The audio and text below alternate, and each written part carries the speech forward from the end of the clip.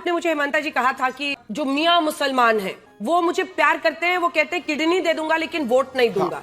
चुनाव जीतने के लिए वो नहीं चाहिए कि कांग्रेस मुस्लिम माओवादी लीग, प्रधानमंत्री नरेंद्र मोदी ने कहा था कि देखिए ये सारे मुस्लिम को ही जिताते हैं, मुस्लिम लीग बन गए। तो पूरा कांग्रेस मियाँ मुसलमान का ही पार्टी है।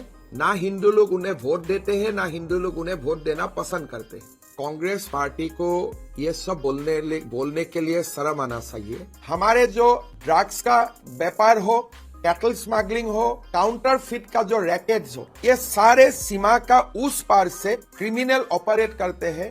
तो क्या कीजिएगा?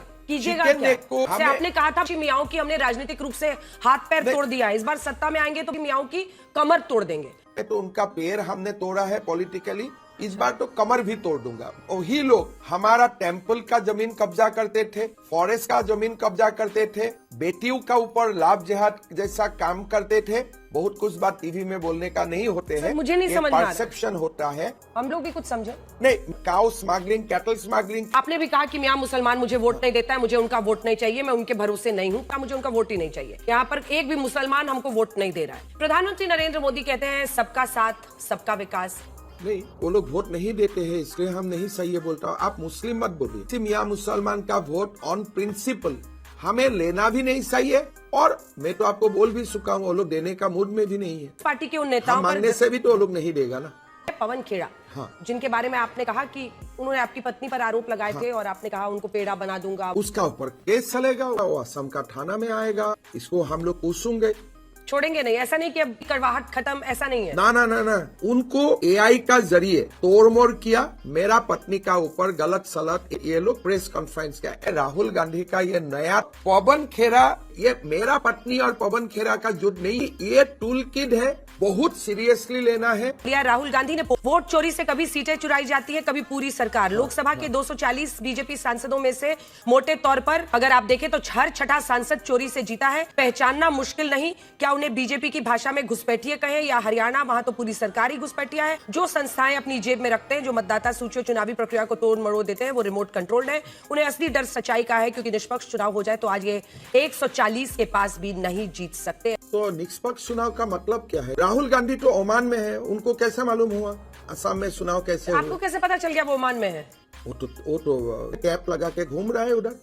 यहाँ कांग्रेस हारा है, वहाँ वो लाइफ एंजॉय कर रहे हैं। तो ये या तो एक क्रिमिनल बोल सकता है, नहीं तो एक पागल बोल सकता है, नहीं तो जो भारत का दुश्मन है वही लोग ऐसा बोल सकता है। ये क्या हो सकता है? क्या का मामला खत्म हुआ? उनकी पत्नी को मुझे पता था, मैंने पूछा कि नहीं, वो मामला खत्म कहाँ हुआ? ये तो शुरू हुआ ना अभी।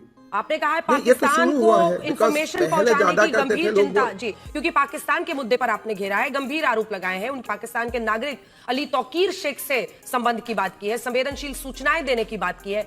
मतलब क्या है? मतलब भारत का ऊपर आपका परिवार का निष्ठा, आप राहुल गांधी का, उनका कोई नहीं है, because nobody is a citizen of India. और पाकिस्तान का साथ जो संपर्क है, वी हैव प्रूफ दैट। आज तक डिनाई नहीं किया है, मेरा ऊपर एक डिफामेशन केस भी नहीं डाला है। मैं तो हर चैनल में सीधा बोल रहा हूँ, वो पाकिस्तानी एसेड है। दोस्तों, स्वागत है आप सभी का एक और नई वीडियो में।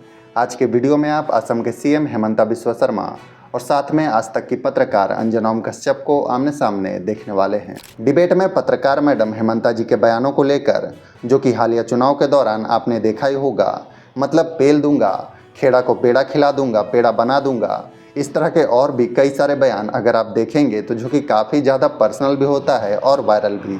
इसके अलावा हेमंता जी के बयान यहीं पर नहीं रुकते हैं, इनका मुस्लिम समुदाय को लेकर भी कई सारे कटाक्ष वाले एक तरफा बयान भरे हुए होते हैं। इनका साफ होता है कि चुनाव के दौरान मुस्लिम वोटों से इनको कुछ खास ज़्यादा फर्क नहीं पड़ता है। डिबेट के दौरान अंजना मैडम इन सब के अलावा भी और कई सारे तीखे सवाल हेमंता जी से करती हैं। डिबेट दोस्तों वाकई काफ़ी ज़्यादा इंटरेस्टिंग है, पूरा डिबेट आप खुद ही देखिए। साथ ही दोस्तों, अगर आप हमारे चैनल पर पहली बार आए हैं तो प्लीज़ वीडियो को एक लाइक करके हमारे चैनल को सब्सक्राइब कर लीजिए। तो चलिए दोस्तों, वीडियो को स्टार्ट करते हैं। सारे सिद्धांतों को पीछे छोड़ दिया, पहली बार 2/3 बहुमत से भी आगे 81% अपना जो vote percentage winning strike rate है वो कर लिया। अपनी राजनीति से असम के कई सियासी खिलाड़ियों को पीछे छोड़ दिया। जनता के मूड को समझते हैं, उसी के मुताबिक बयान देते हैं। ऊर्जा, आक्रामकता जिसकी खूब चर्चा होती है, और असमिया पहचान के अस्तित्व की लड़ाई के रूप में इन्होंने पूरी जंग इस बार चुनाव की लड़ी है। हेमंत बिस्वा शर्मा आप फिर से असम के मुख्यमंत्री बने हैं। प्रधानमंत्री जी ने 50 बार से ऊपर असम आए और एक तरफ हिंसा से ग्रस्त एक प्रदेश को आज एक डेवलपमेंट का मॉडल का रूप से देश का सामने खड़ा करने का काम किए हैं। डबल इंजन सरकार के लिए ये वोट है। आगे बढ़ेंगे, बहुत सारे सवाल है, लेकिन उससे पहले आपका डांस बहुत वायरल हो रहा है। हेमंता जी, आपका डांस बहुत वायरल हो रहा है। मैंने खाली डांस नहीं किया, पूरा जनता ने डांस किया। डांस भी किया, गाना भी गाया।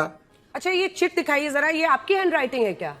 तो हम लोग तो आपको पॉलिटिशियन ही समझते थे, लेकिन ऐसा लग रहा है कि आप सेफोलॉजिस्ट भी बन गए हैं। दिखाइए, सेफोलॉजिस्ट भी बन गए हैं क्या? अभी मैं लौटूंगी। आपने मुझे पिछले इंटरव्यू में कहा था कि एक ज्यादा ही कांग्रेस के 30 टिकट मैंने ही दिए। मैं उस पर लौटूंगी। अभी तो पूरा समझना है आपसे। जो सेंट्रल गवर्नमेंट से हम लोग को जो बहुत सपोर्ट मिला, असम जैसा प्रदेश में सेमीकंडक्टर जैसा इंडस्ट्री आए, असम जैसा प्रदेश में देश का एक फर्टिलाइजर यूरिया का हब बनाने जैसा बहुत बड़ा फैक्ट्री का सैंक्शन हुआ, रेलवे का जो एक्सपांशन हुए, नेशनल हाईवेज का एक्सपांशन हुए, और एक लिबरल हमें भारत सरकार से असिस्टेंस मिले, और संगठन का रूप से भी हमने कभी रेस्ट नहीं लिया। पूरा पार्टी का टीम ने 5 साल हम लोग एक साथ काम करते रहे। वाह मोदी जी, वाह वाह। हमारे लिए एक राजनीति नहीं है, हमारे लिए जीवन भर का मिशन है। ठीक है। एक इंटरव्यू में आपने मुझे, हेमंता जी, कहा था कि जो मियां मुसलमान हैं वो मुझे प्यार करते हैं, वो कहते हैं किडनी दे दूंगा लेकिन वोट नहीं दूंगा। अंजना जी, एक्चुअली दिल्ली में जो लोग बैठते हैं, मैं घुसपैठिया का बात बोलता हूँ, बांग्लादेशी मियाँ का खिलाफ मेरा स्टैंड सब जानते हैं, लेकिन ये टॉपिक में टच ही नहीं किया कि हम कोई ऐसे जीता है कि किसी का साथ नकारात्मक राजनीति करके हमने जीता है। आगे तक हम खाली प्रधानमंत्री जी का बात बोलूंगा। आज आप उससे तो मैं फिर बांग्लादेशी मियाँ का बात बोलूंगा, इसलिए मुझे चुनाव जीतने के लिए वो नहीं चाहिए। चुनाव जीतने के लिए मुझे ये मुद्दा का जरूरत नहीं है। ठीक है, इस पर मैं वापस आऊंगी कि उन्हीं घुसपैठियों को हटाने के लिए आप क्या करेंगे, लेकिन इंटरव्यू में एक और आपने बड़ी दिलचस्प बात कही थी कि कांग्रेस पार्टी के 30 टिकट तो आप दे रहे हैं। तो ये जो 19 विधायक उनके जीते हैं, जिनमें से 18 मुस्लिम जीते हैं, वो भी आप ही ने दिया था? उसमें से है हमारा, उसमें से है हमारा, उसमें से है हमारा। अच्छा ठीक है, अब आते हैं इस बात पर कि आपने, कांग्रेस का बड़ा नेता ही मदद करता है। हाँ, कौन? हाँ, खुल के आप भी अंदाज कीजिए कि कौन कर सकता है। इसलिए हमें हमारा एनिमी कैंप में भी हमें ऑपरेट करना है। इसीलिए तो उधर से आप यहाँ आए। आपको उधर देखा ना, पाकिस्तान में जैसे काम करते थे। अच्छा बताइए, कैसे कैसे? तो हमारे भी धुरंधर कांग्रेस में भी है। अच्छा, आपके स्पाइस है कांग्रेस में? स्पाइस नहीं है, वो लोग भी अपना पॉलिटिकल कैरियर है। बीजेपी आने में वो लोग नहीं जीतेंगे, इसलिए वो लोग, उनका एक अलग परिचय है, तो इसीलिए उनको कांग्रेस में ही रह के देश का सेवा करना है, थोड़ा बीजेपी को भी मदद करते रहना है। तो आपको खुश करने से उनको क्या मिलता है? अगर वो कांग्रेस पार्टी में ही है तो उनको क्या मिलेगा? कुछ नहीं, वो लोग जानते हैं कि हम लोग समाज के लिए अच्छा काम कर रहा हूँ, और वो लोग भी खुश रहते हैं कि इसलिए असम में कोई, अच्छा आपने चुनाव आपको तो मैं पहले नहीं जानते थे, लेकिन जब से बातचीत शुरू किया, आप मेरा इंटरव्यू ये शायद तीसरा बार ले रहे हैं। जी सर, जी। अच्छा हेमंता जी, अब अगले सवाल पर आते हैं कि कांग्रेस मुस्लिम माओवादी लीग, प्रधानमंत्री नरेंद्र मोदी ने कहा था, और आपने भी कहा कि 19 में से 18 सांसद इनके देखिए विधायक है। आपने कहा कि देखिए ये सारे मुस्लिम को ही जिताते हैं, मुस्लिम लीग बन गए। एक जो हिंदू जीते हैं, वो जो एक हिंदू जीते हैं, वो भी मुसलमान वोट से ही जीते हैं, किससे वो शेड्यूल कास्ट रिजर्व सीट थे, इसीलिए बाय डिफॉल्ट वो हिंदू हो गया। आप क्रोनोलॉजी समझ लीजिए। अच्छा, तो पूरा कांग्रेस असम में मियां मुसलमान का ही पार्टी है। ना हिंदू लोग उन्हें वोट देते हैं, ना हिंदू लोग उन्हें वोट देना पसंद करते हैं। अच्छा वो तो कुछ और कह रहे हैं हेमंता जी। कांग्रेस पार्टी का कहना है कि ये जो आप 19 में से 18 और मुस्लिम में कह रहे हैं, वो कह रहे हैं इसके पीछे चुनाव आयोग की 2023 की परिसीमन प्रक्रिया है। जिनमें उन सीटों की संख्या घटाकर लगभग 36 से 22 कर दी गई जहां मुस्लिम मतदाता निर्णायक थे। कुछ इलाकों को बांटा गया, कुछ को जोड़ा गया, कुछ सीटों को अनुसूचित जाति जनजाति के लिए आरक्षित किया गया, जिसकी वजह से कांग्रेस को नुकसान हुआ और भारतीय जनता पार्टी को 82 सीटों तक पहुंचने का मौका मिला। कांग्रेस पार्टी को ये सब बोलने के लिए शर्म आना चाहिए। तब उसका मीनिंग क्या है? दूसरा, हम सीट नहीं जीते हैं तो ये खाली सीट का काम नहीं है।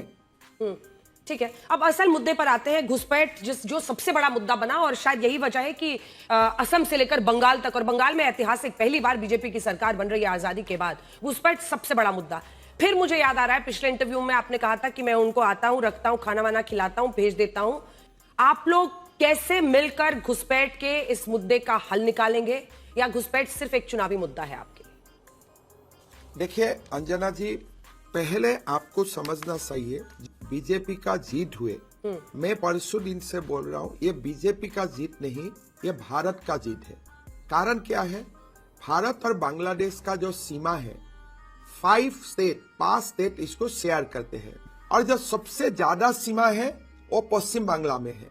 हम लोगों ने फेंसिंग खड़ा किया, मिजोरम में फेंसिंग हुए, मेघालय में फेंसिंग हुए, असम में फेंसिंग हुए, त्रिपुरा में फेंसिंग हुए, लेकिन दीदी ने वेस्ट बंगाल में हमें फेंसिंग बनाने नहीं दी। और सबसे जो बड़ा 800 किलोमीटर का जो बाउंड्री है वो पश्चिम बांग्ला में ही पड़ते हैं। वो लोग तुरंत पश्चिम बांग्ला तक पहुंच जाता है। वहां का बॉर्डर फेंसिंग नहीं है।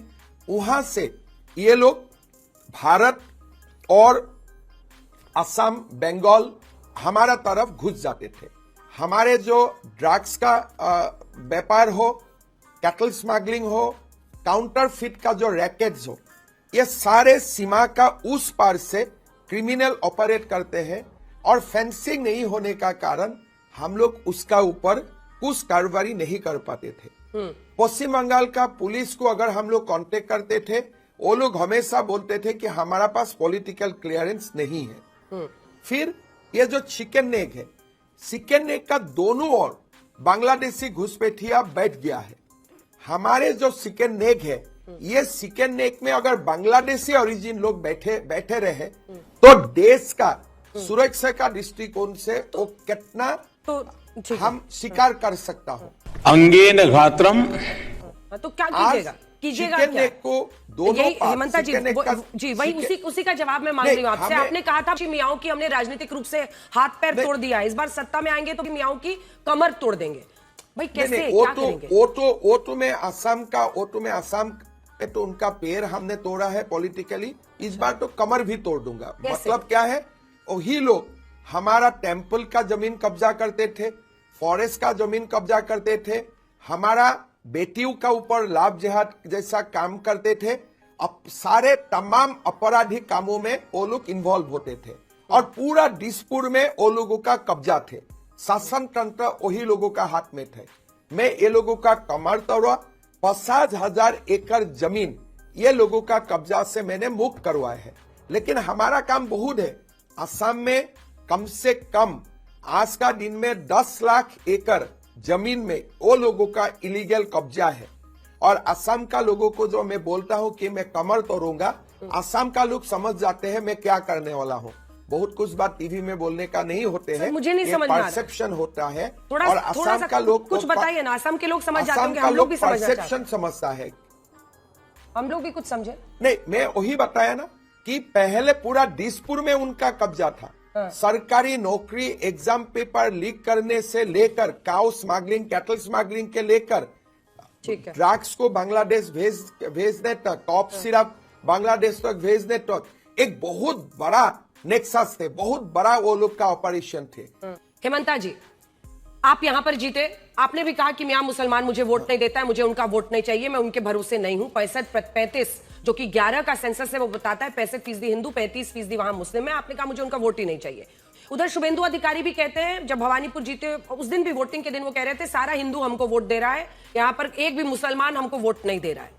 प्रधानमंत्री नरेंद्र मोदी कहते हैं सबका साथ सबका विकास, लेकिन ऐसा क्या है कि इन 2 राज्यों में जहां पर सबसे बड़ी जीत बीजेपी को मिली है, आप दोनों प्रमुख चेहरे ये कह रहे थे कि हमको मुस्लिम वोट तो चाहिए ही नहीं?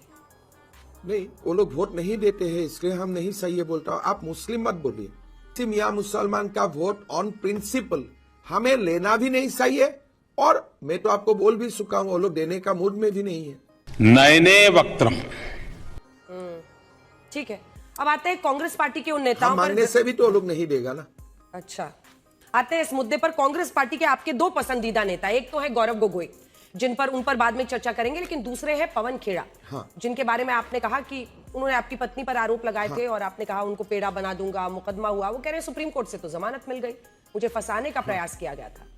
अब आप आगे क्या करेंगे? जमानत मिलना और केस खत्म होना दो अलग बात है। उसका ऊपर केस चलेगा, उनको नोटिस मिलेगा, वो असम का थाना में आएगा, असम पुलिस इंक्वायरी करेगा, कागज कहां से मिला इसको हम लोग पूछेंगे, और केस को हम लॉजिकल कंक्लूजन तक लेके जाऊंगा। छोड़ेंगे नहीं, ऐसा नहीं कि अब चुनाव खत्म जमानत हुआ, मिलने का मतलब ये चुनाव नहीं है खत्म कि- हुआ, पूरी कड़वाहट खत्म, ऐसा नहीं है। ना ना ना ना, नहीं अंजना जी, मैं आपको एक बहुत सीरियस बात बोलता हूं। गृह मंत्री अमित शाह जी एक हैदराबाद में स्पीच दिए थे। उनको एआई का जरिए ये लोगों ने तोड़मोड़ किया, डिस्टोर्ट करके लोगों का सामने प्रस्तुत किया। हमने खंडन किया, लेकिन तब तक हर लोगों का व्हाट्सएप में वो जा चुके थे। इस बार भी चुनाव का पहले मेरा पत्नी का ऊपर गलत सलत एआई से फोटो बनवा के, डुप्लीकेट कागज बनवा के ये लोग प्रेस कॉन्फ्रेंस किया एग्जैक्टली 3 days बिफोर। मतलब हमें क्लैरिफिकेशन देने का मौका नहीं मिलेगा। मेरा जो संदेह है, मैं तो ऐसे मजाक में पवन खेड़ा का बात बोलता हूं, लेकिन आप थोड़ा देर के पवन खेड़ा को छोड़ दीजिए। कांग्रेस पार्टी को मेरा लगता है राहुल गांधी का यह नया टूल किट है कि चुनाव का एक दिन पहले एआई का इस्तेमाल करके, 2 दिन पहले एआई का इस्तेमाल करके बीजेपी का ऊपर कुछ सनसनी वाला एलिगेशन लाया जाए या वीडियो रिलीज किया जाए। नहीं तो पवन खेड़ा को यह गलत दस्तावेज का साथ कांग्रेस का ऑफिशियल पार्टी ऑफिस से और ऑफिशियल मीडिया रूम से इसको प्रेस कॉन्फ्रेंस करने का जरूर इजाजत कोई नहीं देते थे। तो पवन खेड़ा इस जास्ते प्रेजेंटेटर, ये कागज किसने बनाया कि यह कांग्रेस का साजिश है, पूरा देश में रेप्लिकेट करेगा, आगे यूपी का चुनाव में करेगा, उत्तराखंड में करेगा। तो ये इलेक्टोरल आउटकम को इन्फ्लुएंस करने के लिए, ये मेरा पत्नी और पवन खेड़ा का युद्ध नहीं है। हमारा सर्ज है कि ये टूल किट है to influence the outcome of election, to influence the हमारे डेमोक्रेटिक सिस्टम को इन्फ्लुएंस करने का ये एक साजिश थे। तो इसीलिए पवन खेड़ा का वो दिन मैं गुस्सा में था, पवन खेड़ा को बोला, लेकिन जो एफआईआर है, एफआईआर पवन खेड़ा एंड जो बाकी लोग एंड अदर्स, मतलब हमें जाना है कि पवन खेड़ा का पीछे कौन है। न्यायेन राज्यम। क्या एक राज्यसभा में सीट के लिए ही पवन खेड़ा ये काम किए थे कि इसका आगे भी कुछ और षड्यंत्र है? तो हमें ये इन्वेस्टिगेशन बहुत सीरियसली लेना है और ये इन्वेस्टिगेशन को हमें लॉजिकल कंक्लूजन तक लेके जाना है। ठीक है, क्योंकि आपने राहुल गांधी का नाम लिया। राहुल गांधी ने पोस्ट किया है वोट चोरी से, अभी से 9 घंटे पहले उनका एक पोस्ट है, वोट चोरी से कभी सीटें चुराई जाती है, कभी पूरी सरकार। लोकसभा के 240 बीजेपी सांसदों में से मोटे तौर पर अगर आप देखें तो हर छठा सांसद चोरी से जीता है। पहचानना मुश्किल नहीं, क्या उन्हें बीजेपी की भाषा में घुसपैठिए कहें या हरियाणा, वहां तो पूरी सरकार ही घुसपैठिया है। जो संस्थाएं अपनी जेब में रखते हैं, जो मतदाता सूची और चुनावी प्रक्रिया को तोड़ मरोड़ देते हैं, वो रिमोट कंट्रोल्ड है। उन्हें असली डर सच्चाई का है, क्योंकि निष्पक्ष चुनाव हो जाए तो आज ये 140 के पास भी नहीं जीत सकते, ऐसा राहुल गांधी कह रहे हैं। तो निष्पक्ष चुनाव का मतलब क्या है? क्या यहाँ में कोई आर्मी ने वोटिंग करवाया है क्या? कोई यहाँ में कोई लोगों ने आपको बताया है क्या? असम का लोगों ने आपको बताया है कि इस चुनाव में कुछ गड़बड़ी हुआ है? राहुल गांधी तो ओमान में है, उनको कैसे मालूम हुआ असम में चुनाव कैसे आपको हुआ? कैसे पता चल गया वो ओमान में है? अगर असम में चुनाव निष्पक्ष, वो तो सोशल मीडिया में पूरा पब्लिसिटी है, कैप लगा के घूम रहा है उधर। यहां कांग्रेस हारा है, वहां वो लाइफ एंजॉय कर रहे हैं। अच्छा, आप मुझे बताइए, एक समय केरला का चुनाव हुए, पश्चिम बंगाल का चुनाव हुए, असम का चुनाव हुए, असम एंड बांग्ला का चुनाव शुरू हुए और केरला का चुनाव निष्पक्ष हुए। असम और बंगाल का ईवीएम गलत है, केरला का ईवीएम सही है। असम और बांग्ला में चोरी हुए, तमिलनाडु और केरला में कुछ नहीं हुए। तो ये या तो एक क्रिमिनल बोल सकता है, नहीं तो एक पागल बोल सकता है, नहीं तो जो भारत का दुश्मन है वही लोग ऐसा बोल सकता है दुनिया में हमारा प्रतिष्ठा को नष्ट करने के लिए। ममता बनर्जी ने अपने आप ही मुझे बताइए, इंडिया टुडे का गलत है, आज तक करेक्ट है। अच्छा, तो आप लोग का एक ही चैनल है, इंडिया टुडे गलत है, आज तक अच्छा है, ये हो सकता है क्या? अगर गलत है, पिक्चर क्वालिटी अच्छा नहीं है, तो दोनों टीवी का क्वालिटी अच्छा नहीं है। तो एक में हमको अच्छा नहीं देख रहा हूं, दूसरा में हमें अच्छा देख रहा हूं, ऐसा हो सकता है क्या? तो राहुल गांधी अगर अच्छा राजनेता होते थे, वो बोलते थे असम और बंगाल का चुनाव गलत है और केरला का चुनाव भी गलत है, पूरा पासु प्रदेश का चुनाव गलत है। बट आप क्यों हमें ह्यूमिलेट करते हो? असम का साथ आपका दुश्मनी क्या है? केरला अच्छा है, असम खराब है, तमिलनाडु अच्छा है, असम खराब है। आप इसी का कारण असम का लोग आपको ये ट्रीटमेंट दिया है। अच्छा, अब बंगाल पर जरा आते हैं। आप ममता क्यों हमें बनर्जी ने बेइज्जती करते हो? वो तो एसआईआर और डिलिमिटेशन के मुद्दे पर एसआईआर खास तौर पर जो बंगाल में हुआ, हम गधे, हम शक्ल के गधे नजर आते हैं मोदी जी को। सर अब गौरव गोगोई पर आते हैं। गौरव गोगोई का मामला खत्म हुआ। आप तो मुझे ऐसे पूछ रहे हैं। आप तो उनकी पत्नी को मुझे पता था, लेकिन एक औपचारिक के सवाल पूछा ही जाता है, इसलिए मैंने पूछा कि नहीं नहीं, वो मामला खत्म कहाँ हुआ? गौरव गोगोई का मामला चलेगा? नहीं, ये तो शुरू हुआ ना अभी। आपने कहा है ये तो पाकिस्तान शुरू हुआ को है, इंफॉर्मेशन because पहले पहुंचाने ज्यादा की करते थे गंभीर लोग चिंता। वो। जी, आशंका जो थोड़ी ये लॉन्ग डिस्टेंस इंटरव्यू में ये दिक्कत आती है। सर मैं सवाल जल्दी से कंप्लीट कर लेती हूँ, क्योंकि पाकिस्तान के मुद्दे पर आपने घेरा है, गंभीर आरोप लगाए हैं। उनकी ब्रिटिश पत्नी एलिजाबेथ कॉलवन के पाकिस्तान के नागरिक अली तौकीर शेख से संबंध की बात की है, संवेदनशील सूचनाएं देने की बात की है। ये लॉजिकल कंक्लूजन पर जाएगा या चुनावी आरोप बनकर ठंडे बस्ते में? आप नहीं बोल रहा है कि गौरव गोगोई का ब्रिटिश वाइफ है, मतलब क्या है? 10 साल शादी हुए, अभी भी आपने ब्रिटिश वाइफ ब्रिटिश को ही रखा है, इंडियन वाइफ अभी तक नहीं बना है। मतलब क्या है? मतलब भारत का ऊपर आपका परिवार का निष्ठा, आपने अपना दोनों बेटा बेटियों को आपने ब्रिटिश सिटीजनशिप दिलवा दिया। ये घर में जो दिन गौरव गोगोई वोट डालने गया, ना उनका साथ, ना उनका वाइफ थे, ना उनका बच्चा थे, इसलिए तीनों फॉरेनर्स है। पूरा चुनाव हुए, जैसे हर परिवार आ जाता है चुनाव में मदद करने के लिए, उनका कोई नहीं है, because nobody is a citizen of India. और पाकिस्तान का साथ जो संपर्क है, we have proof that. And Gaurav Gogoi आज तक डिनाई नहीं किया है। मेरा ऊपर एक डिफामेशन केस भी नहीं डाला है। मैं तो हर चैनल में सीधा बोल रहा हूं वो पाकिस्तानी एसेट है, तो मेरा ऊपर क्यों आज तक एक डिफामेशन केस नहीं डालते? एफआईआर भी करने, वो दिन उन्होंने प्रेस कॉन्फ्रेंस में बोला था कि मैं एफआईआर करूंगा, मैं तो आज तक इंतजार कर रहा हूं, कोई एफआईआर ही नहीं हुए। तो इसीलिए ये मुद्दा सीरियस मुद्दा है, नेशनल सिक्योरिटी से रिलेटेड मुद्दा है, and we will keep pursuing it, but finally the call is with the government of India.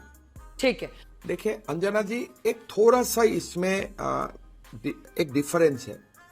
Assam में जो हम लोग कर रहा हूं, ये हमारे लिए जीने और मरने का लड़ाई है। इसीलिए हमारे लिए जो हम लोग जो राजनीति कर रहा हूं, ये राजनीति हमारे लिए जीने और मरने का है। बाकी एक पॉलिटिकल सब लोगों का ऊपर जाते हैं, अच्छा पोजीशन लेते हैं, लेना भी चाहिए, अच्छा काम करते हैं। हमारे लिए politics is not a politics like what we do in the ordinary level. जनता को आप मूर्ख समझना बंद कर दीजिए।